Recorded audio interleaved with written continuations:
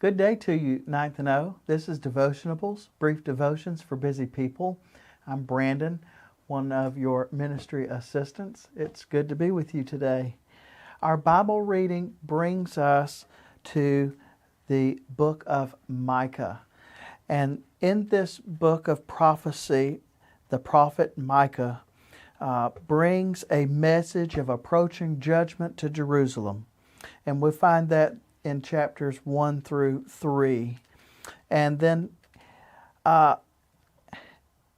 he discusses next that Israel will triumph, that there will be this time, though judgment is coming, there will be a time that Israel will triumph, and I'll come back to this in just a moment.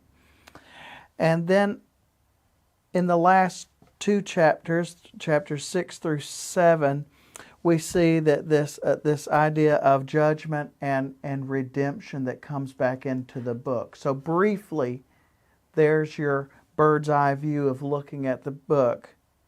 Now I want to zoom in, and this is Micah, and he's referring to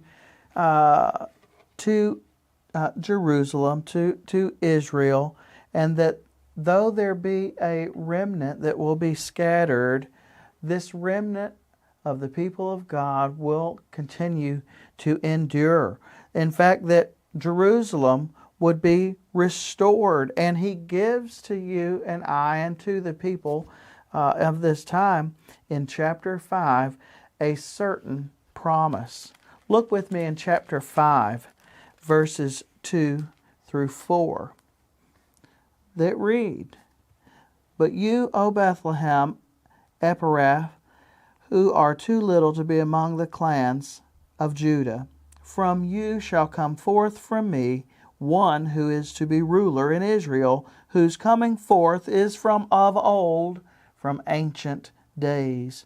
Therefore he shall give them up until the time when she who is in labor has given birth. And the rest of the brothers shall return to the people of Israel." Verse 4, "And he shall stand and shepherd his flock in the strength of the Lord, in the majesty of the name of the Lord his God. And they shall dwell secure, for now he shall be great to the ends of the earth, and he shall be their peace." And so we have this certain promise that comes, that from Bethlehem, a small and insignificant town, there would be this certain promise of a hope that would come from who would come from there. You know it and I know it. Jesus would be foretold here to us here in this text.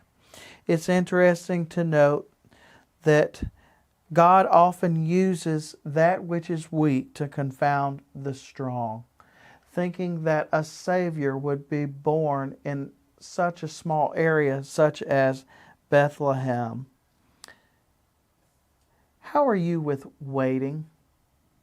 Now, I'm often very impatient. I am often standing and pacing in front of the microwave as I wait for my quick popcorn to pop. The delay that would come for the people here is 700 years for this long-awaited Messiah to come. For 700 years, people waited and trusted that this promise of God would come forth to bless this people. In verse 4, this Messiah is described as a shepherd. And this shepherd would come, and he would deliver us. And what would come? He shall be their peace. And so today we find hope in the promise of the coming Messiah. Christ came, and one day again he is coming. And so we look forward to that with great hope for his second coming, that which came from Bethlehem would go forth to bless all people. And for you and I today, we stand in hope of His second return. And we look forward to that coming with this promised Messiah who comes to us, that's spoken to us through the prophet of Micah. Blessings to you today.